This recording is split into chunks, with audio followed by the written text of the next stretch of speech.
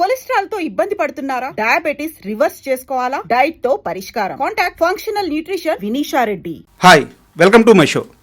Shiva Telugu cinema స్థితిని గతిని మార్చిన సినిమా. ఇప్పటికీ శివ సినిమా అంటే ప్రతి ఆడియన్కి కూడా గుండెల్లో ఒక వైబ్రేషన్ ఉంటుంది. అలాంటి సినిమాలో నాగార్జున ఫ్రెండ్స్ గ్యాంగ్లో చాలామంది పనిచేశారు. అండ్ వాళ్ళల్లో మనకి చిన్న శుభలేఖ సుధాకర్ గారు, అలాగే రామ్ జగన్ గారు, వీళ్ళు చాలా కీలకం. అయితే ఆ రామ్ జగన్ గారి పేరు జగన్. ఆ సినిమాలో రామ్ గోపాల్ వర్మ గారి వర్కింగ్ చూసి ఆయన తనకిచ్చిన ఆ క్యారెక్టరు, ఆ సినిమా వల్ల వచ్చిన ఫేమ్ని మర్చిపోకూడదని తన పేరు ముందు రామ్ని యాడ్ చేసుకున్నారు. అలాంటి రామ్ జగన్ గారు మనతో ఉన్నారు. ఆయన అడిగి శివ సినిమా విశేషాలు, అలాగే ఆయన సినీ కెరీర్ విశేషాలు అన్నీ తెలుసుకుందాం. Hi sir. హాయ్ సార్, చాలా సంవత్సరాల నుంచి చూస్తున్నాను మిమ్మల్ని. అంటే నేను చాలా చిన్నవాడిని. జెమినీ టీవీలో తులసీదళం అని ఒక సీరియల్ వచ్చేది. అది వీక్లీ వన్స్ అనుకుంటాను. కరెక్ట్.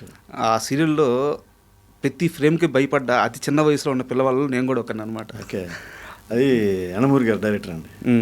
అది తులసీదళం అని నవ్వాలి. అది దాంట్లో నేను కూడా, మీరు సీరియల్ చూశారు, నేను నవల్ చదివాను. అంటే నాకు నాలెడ్జ్ వచ్చినప్పుడు ఆంధ్రభూమిలో నవల్ చదవలేదు, ఆంధ్రభూమిలో వీక్లీ వచ్చేది. విపరీతమైన ఇంట్రెస్ట్గా చదివేవాడిని. అసలు నాకు సినిమా ఇండస్ట్రీకి వద్దామని ఐడియా లేదు. అది చదవటం, విపరీతమైన ఇంట్రెస్ట్ పెరగటం, శ్రీనివాస్ పిళ్ళే ఏం క్యారెక్టర్ అనుకోవటం, నేను ఇండస్ట్రీకి వచ్చిన తర్వాత ఆ క్యారెక్టర్ నాకు రావటం, అదేదో అంటారు కదా. అవును, అంతే. అండ్ శివ విషయానికి వస్తే సార్, 36 సంవత్సరాల తర్వాత మళ్ళీ ఇప్పుడు రిలీజ్ అయింది. అంటే ఈ జనరేషన్ కిడ్స్కి కూడా అంత నచ్చే సినిమా అనమాట అది. ఇక మీకైనా మాకైనా చెప్పాల్సిన పని లేదనమాట. సో అంత ఇంపాక్ట్ ఇచ్చిన మూవీ. చూసారా మీరు రిలీజ్? చూశానండి, యూఎస్లో చూశాను. యాక్చువల్గా నేను మా బాబు మ్యారేజ్ కోసం వెళ్ళాను. మ్యారేజ్ అయిన తర్వాత నాకు మా అల్లుడు సర్ప్రైజ్ ఇచ్చారు. టికెట్స్ తెప్పి, మామయ్య మీకు సర్ప్రైజ్ అంటే ఏంటంటే, శివ టికెట్స్ సాయంత్రం ఈవినింగ్ వెళ్తున్నాం, నైట్కి వెళ్తున్నాం అన్నారు. ఐ ఫెల్ట్, నాకు చాలా థ్రిల్ అయ్యాను. అంతే కదా. శివ టైంకి నాకు మ్యారేజ్ అవ్వలేదు సార్. ఇప్పుడు రిలీజ్ టైంకి ఒకవైపు నా కొడుకు, ఇంకోవైపు నా అల్లుడు, ఇద్దరి మధ్యలో కూర్చుని సినిమా చూశాను. I thrilled like anything. Sir, Shiva cinema ఎలా ప్రారంభమైంది అనే దానికంటే ముందు, రైట్, మీ కెరీర్ అంతకుముందు 1985లో మీరు ఇండస్ట్రీలోకి వచ్చారు. రైట్. అండ్ వంశీ గారు, ఆయన డైరెక్షన్ అన్న, ఆయన ఇచ్చే క్యారెక్టర్స్ అన్న మీకు చాలా ఇష్టం. చాలా ఇష్టం. ఇండస్ట్రీలో రామ్ జగన్ క్యారెక్టర్లు ఇవ్వమని అడిగిన ఒకే ఒక్క డైరెక్టర్ వంశీ గారు మాత్రమే. మీరు బాగానే చెప్తున్నారు, మీ ఎట్లా ఇన్ఫర్మేషన్ బాగానే గ్యాదర్ చేశారు. కరెక్టేనా? ట్రూ. సో మనం బాగా ఎక్కువ తిరగటం అంటే పెద్ద వంశీ గారి దగ్గరికి బాగా వెళ్ళేవాడిని. బాగా ఆయన కూడా అలాగే నన్ను ఎంకరేజ్ చేసేవారు, ఇప్పుడు డిసప్పాయింట్ చేయకుండా. అట్లాగే ఆయనతో ఉషాకిరణ్ మూవీస్ ఒకటి సినిమా చేశాను. అండ్ మహర్షి సినిమా, మంచి క్యారెక్టర్ మహర్షి. అంటే నేను వంశీ గారి ప్రస్తావన ఎందుకు తీసుకొచ్చానంటే, మహర్షి కూడా చాలా గొప్ప సినిమా. అవును, కరెక్ట్. అయితే ఆ రోజుల్లో ఉన్న పరిస్థితుల వల్ల అనుకున్నంత ఆడకపోయి ఉండొచ్చు. ఎగ్జాక్ట్లీ. అయితే మహర్షి సినిమా రామ్ జగన్కి ఏదైతే ఇవ్వలేదో, శివ సినిమా ఏదైతే ఇచ్చిందో ఏంటది? గ్రేటెస్ట్ రికగ్నేషన్ అండి ఇండస్ట్రీలో. రామ్ జగన్ అనే ఆర్టిస్ట్ ఒకడు ఉన్నాడు అని ఒక పెద్ద రికగ్నేషన్ ఇచ్చింది. ఒక నా జీవితాంతం లైఫ్ లాంగ్ నేను ఒక గొప్ప సినిమాలో చేశాను అని చెప్పుకునేంత వడిసే ఒక గొప్ప సినిమా. లైక్ మహర్షి అని అనుకోండి, చాలామంది చూడకపోవచ్చు, బట్ శివ గురించి అలా ఎవరు అనరు, అందరూ చూసి ఉంటారు. ఈ జనరేషన్ ఇప్పుడు రిలీజ్ అయిందంటే ఈ జనరేషన్ కూడా చూసినట్టే లెక్క కదా. అంతే కదా. సో చాలా గొప్ప, నాకు బోలంత బూస్టప్ అండి, నా కెరీర్కి బోలంత బూస్టప్, బోలంత రికగ్నేషను. పెద్ద వాళ్ళందరూ, నేను చిరంజీవి గారు కూడా ఒకసారి ఒక ఫంక్షన్లో, హరిప్రసాద్ గారు మ్యారేజ్లో అనుకుంటాను చెన్నైలో, మ్యారేజ్కి హరిప్రసాద్ గారు మాకు అప్పుడు క్లోజు. సరే, ఆయనకి మ్యారేజ్కి వెళ్తే చిరంజీవి గారికి అప్పుడే చాలా పెద్ద స్టార్. అవును, అప్పటికి మెగాస్టార్. చాలా ఎక్కడుంటే అక్కడ ప్రొడ్యూసర్స్, డైరెక్టర్స్ అందరూ ఉండేవారు. ఆ మ్యారేజ్లో కూడా అలాగే ఉంటే, సరే మేము జనం ఉన్నారని దూరంగా నుంచి ఉంటే ఎలా అన్నారు, అవండి అన్నారు. నేను ఫస్ట్ టైం చూడటం చిరంజీవి గారిని డైరెక్ట్గా. సరే, నేను ఇట్లా వెనక చూస్తుంటే అవి వచ్చి లేదు మిమ్మల్ని అన్నారు. వెళ్ళా, నేను మీ శివ చూశాను, చాలా బాగా చేశారు, చాలా మంచి సినిమా, చాలా బాగుంది, ఎక్సలెంట్ మూవీ, బాగా చేశారు. థ్యాంక్ యూ సార్ అన్న. అట్లాగా ఆయన్ని కూడా లైక్ ఒక ఆయన దగ్గర నుంచి కూడా ఒక రికగ్నిషన్ వచ్చింది. నేను మర్చిపోలేను అవన్నీ. సో మహర్షికి శివకి ఉన్న తేడా అది. నిజంగా చెప్పాలంటే నాకు మహర్షి చేసిన దానివల్లే ఇది వచ్చింది అనుకుంటా ఉంటాను. ఎందుకంటేనండి రాము గారు వంశీ గారి సినిమాలు అంటే బాగా ఇష్టం అంట. ఓకే. మహర్షి కూడా చూశారంట. మీరు బాగా చేశారన్నారు దాంట్లో. రాము గారు మీరు ఫస్ట్ నాకు శివనాగేశ్వర గారు పరిచయం చేశారు ఆయన్ని. ఓకే. హరియాన్మోల్ గారు ఆఫీస్కి వెళ్తే అక్కడికి వచ్చారు. ఏ పని మీద వచ్చారు తెలియదు. ఆయన కెమెరామెన్. అప్పుడు ఒక ఫస్ట్ డైరెక్ట్ చేయబోతున్నారు హరియాన్మోల్ గారు. అంటే ఇక్కడ sorry to interrupt you, please. ఎందుకు వచ్చారంటే యాక్చువల్గా ఫస్ట్ గోపాల్ రెడ్డి గారిని పెట్టుకోవాలన్న ఆలోచన ఓన్లీ రామ్ గోపాల్ వర్మ గారిది మాత్రమేనంట. ఓకే. శివనాగేశ్వరరావు గారు వద్దంటున్నారంట. అవును, గోపాల్ రెడ్డి గారు నాకు చెప్పారు.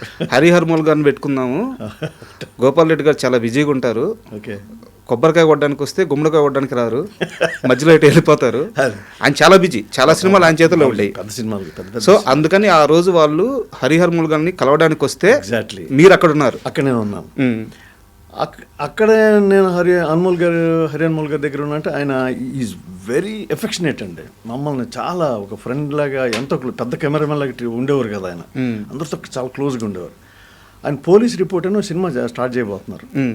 సరే నేను ఆయన కలవటానికి ఆఫీస్కి వస్తే అక్కడ నేను కలిసేసి కిందకి దిగిపోతున్నాను. వీళ్ళు పైకి వస్తారు, మెట్ల మీదకి. స్టీప్గా ఉంటుంది మెట్లు. ఓకే.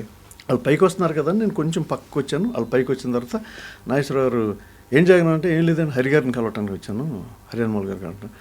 ఈయన రామ్ గోపాల్ వర్మ అన్నపూర్ణ సినిమా డైరెక్ట్ చేయబోతున్నాను, Annapurna studios. Sir good morning sir అన్న, నమస్కారం అన్న. అయిపోయిన తర్వాత మీరు మహర్షిలో చేశారు కదా అన్నారు. అవునండి అన్న. మంచి క్యారెక్టర్, బాగా చేశారు అన్నారు. థ్యాంక్స్ అండి. మీరు చూసారా ఫస్ట్ అదే అడిగాను నేను. లేదండి నేను వంశీ గారి సినిమాలకు మంచి ఫ్యాన్, నేను అంటే నాకు ఇష్టం అన్నారు. థ్యాంక్స్ అండి అన్నాను. సరే శివనాగేశ్వర గారు నెక్స్ట్ డే ఆఫీస్కి రమ్మన్నారు. సరే ఆఫీస్కి వెళ్ళటం, అక్కడ ఈయన ఆడిషన్ చేయటం రాము గారు. సో అలా కారణం రాము ఆఫీస్కి వెళ్ళటం, లేదా మహర్షి సినిమా చూడటం, నాగేశ్వరరావు గారి వల్ల నాకు ఆ సినిమా వచ్చిందని ఎప్పుడు నేను మర్చిపోను, శివనాగేశ్వర గారి వల్ల. అయితే ఇక్కడ ఒక క్వశ్చన్ సార్, ప్లీజ్. రీసెంట్గా నేను శివనాగేశ్వరరావు గారిని ఇంటర్వ్యూ చేశాను. ఓకే. ఆయన అడిగినప్పుడు ఆయన ఒప్పుకున్నాడు కూడా ఆ క్వశ్చన్కి. ఆర్జీవీకి తెలియకుండా ఆయన శివ టీంలో అందరూ తన మనుషులను నింపేశాడు. యాక్చువల్గా చిన్నాకే చెప్తారు, చిన్న వద్దన్నారంట. అవును, నాగేశ్వరరావు గారు అది చెప్తాను, చిన్నాకే చెప్పారు. ఫస్ట్ షూటింగ్లోనే చెప్పారు. అవును, ఏమయ్య నిన్ను వద్దని చెప్పానా, శివ షూటింగ్లోనే జరుగుతాను, నిన్ను వద్దనన్నాయా, కానీ రాముకు నచ్చావు నువ్వు, అందుకని పెట్టుకున్నారు ఇదని. ఆయన ఫ్రాంక్ మనసులో ఉంచుకోరు ఆయన. అవును, ఈజ్ వెరీ ఫ్రాంక్. అంటే చిన్నా గారి విషయం పక్కన పెడితే చక్రి, అవును కరెక్ట్, అది వరకు శివనాగేశ్వరరావు గారిని వచ్చి కలిసి వెళ్ళారు. కరెక్ట్. అలాగే గణేష్ క్యారెక్టర్ చేశారు ఒక అతను, కన్నడ రాజా గణేష్ గారు. ఆయన శివనాగేశ్వరరావు గారి రూమ్మేట్. ఓకే. తర్వాత తెలియదు నాకు. తర్వాత వచ్చేసి ఉత్తేజ్ గారు, అప్పటికే శివనాగేశ్వరరావుతో కలిసి పనిచేశారు ఆయన. సో వీళ్ళందరినీ ఆర్జీవీకి చెప్పకుండా ఆర్జీవీ చేతే ఓకే చేయించుకొని ఆయన శివ టీంలో కలిపేశారు. మిమ్మల్ని కూడా అలా కలిపారా, లేకుంటే లేదండి సడన్ గా జరిగింది? అట్లాగేం కాదండి, సడన్ గా అది అసలు నిజంగా చెప్పాలంటే ఇప్పుడు అన్ని తలుచుకుంటే మిరాకిల్ ఏదే. నేను కనుక ఒక 5 minutes లేట్ అయ్యి ముందే వెళ్ళిపోయి ఉన్నా, లేదు వాళ్ళు 5 minutes లేట్గా వచ్చున్నా, నేను శివలో ఉండేవాడిని కాదు. అంతే. ట్రూ.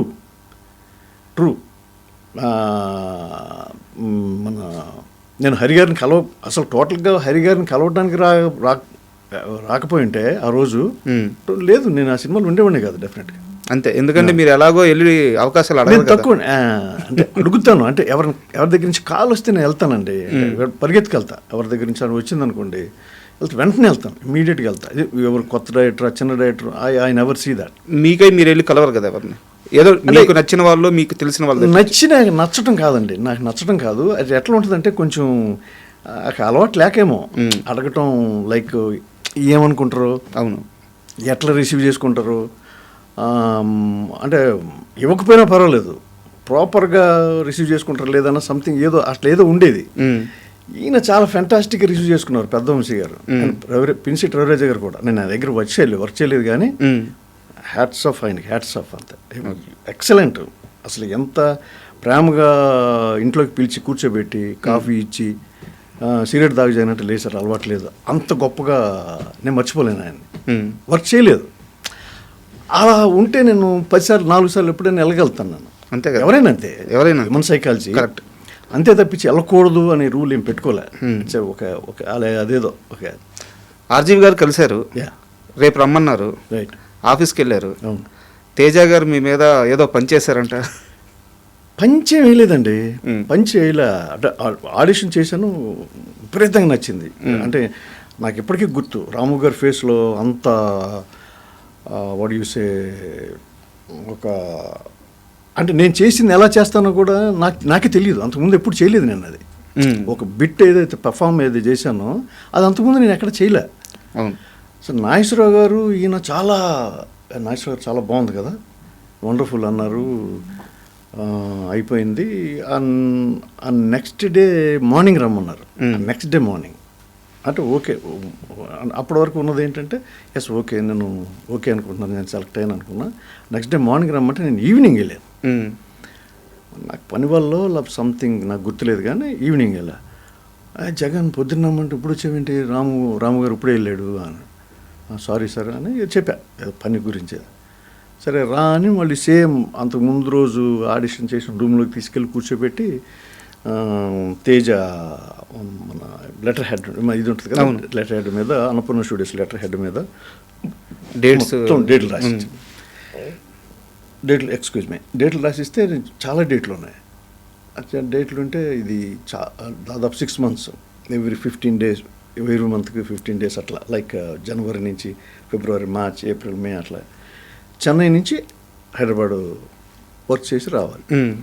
నేను అడిగి చూసి చాలా డేట్లు ఉన్నాయి, మంచి క్యారెక్టర్ అయినా అని అడిగా తేజ గారిని. ఇద్దరు ఉన్నారు, శివనాగేశ్వరరావు గారు, తేజ గారు ఇద్దరు ఉన్నారు పక్కనే. ఆయన రాసిచ్చాడు చేతులతో, తేజ గారి చేతులతో మొత్తం షెడ్యూల్ ఉంటుంది కదా, అది చూసి మొత్తం ఇట్లా నా డేట్లు రాసేసి ఇచ్చిన తర్వాత మంచి క్యారెక్టర్ అని. మంచి క్యారెక్టర్ కాకపోతే చెన్నై నుంచి మిమ్మల్ని హైదరాబాద్ నుంచి తీసుకెళ్తాం అన్నాడు ఆయన. ఇదే వాయిస్లో. సరే అంటే నాగేశ్వరరావు గారు, నేను సైలెంట్ నేను అన్నాను, లేదు మంచి క్యారెక్టర్ జగన్, నాగార్జున గారు ఫ్రెండ్, నాగార్జున ఫ్రెండ్ చెప్పేశారు అప్పుడే. నాగార్జున ఫ్రెండ్, ఇంపార్టెంట్ క్యారెక్టర్ అన్నా. థ్యాంక్స్ అండి అన్న. యాక్చువల్గా అలా పంచలేసే శివనాగేశ్వరరావు గారు కదా. అంటే అది పంచ్ అని కూడా నేను అనుకోను. అది ఇట్స్ ఎ ట్రూ కదా, నిజమే కదండి. అది నిజంగా కూడా ఇంపార్టెంట్ కాకపోతే మిమ్మల్ని చెన్నై నుంచి హైదరాబాదు 6 నెలలు అంటే తీసుకెళ్ళటం పంపించడం అకామిడేషన్ ఇవ్వటం అది జరగదు కదా. అవును, అది ఆయన ఉద్దేశం. పంచ్ లేకపోతే జోక్ అని కూడా నేను అనలేదు, అది నిజం ఉంది కదా. సో దానికి సంతోషపడ్డా నేను. ఓకే. బట్ కాకపోతే ఏంటంటే గట్టిగా అనటం వల్ల ఏంటి ఇలా మాట్లాడతారు అనుకున్నాను, కానీ హీఈస్ వెరీ ఫ్రాంక్. ఆయన అంతే, ఈజ్ బోల్డ్. తర్వాత ఎప్పుడైనా చెప్పారా తేజ గారు? చెప్పాను. నేను 3-4 years బ్యాక్ అనుకుంటా ఎక్కడ బయట ఎక్కడ కనపడితే, తేజ మీరు రాసిచ్చిన డేట్లు నా దగ్గర ఇంకా ఉన్నాయన్నా. నిజమా? ఉన్నాయి నా దగ్గర, పేపర్ ఉంది. అంటే మీరు ఇదివరకే మహర్షి సినిమాకి చేసినప్పుడు 5 months ఏమో వర్క్ చేశారు మహర్షికి? కాదండి, 52 days స్ట్రెచ్. ఓకే, 52 రోజులు స్ట్రెచ్, ఎక్కడికి కదలకుండా, ఊరు కూడా వెళ్ళకుండా. అది కూడా పెద్ద క్యారెక్టరే. పెద్ద క్యారెక్టర్. 52 days 52 రోజులు వైజాగ్లో ఓషన్ వ్యూ హోటల్లో కంటిన్యూస్గా వర్క్ చేసాం కదలకుండా. చెన్నై నుంచి ఎక్కాం శివాజీ రాజా. దాంట్లో చాలామంది ఉన్నారు ఫ్రెండ్స్లో, మహర్షి గారికి ఫ్రెండ్స్. దాంట్లో మెయిన్ శివాజీ రాజా అండ్ దీంట్లో జేడి ఫ్రెండ్స్లో మురళి అని ఒక ఆయన ఉన్నారు, గోదూరు మురళి, ఆయన కూడా దాంట్లో ఉన్నారు మహర్షిలో. ఓకే. మహర్షి క్యారెక్టర్. మేము అందరం కలిసి వెళ్ళాము. బయలుదేరిన దగ్గర నుంచి మళ్ళీ 52 రోజుల తర్వాత మళ్ళీ చెన్నై వచ్చాం. అట్లా స్ట్రెచ్ చేసాం. అదొక హిస్టరీ.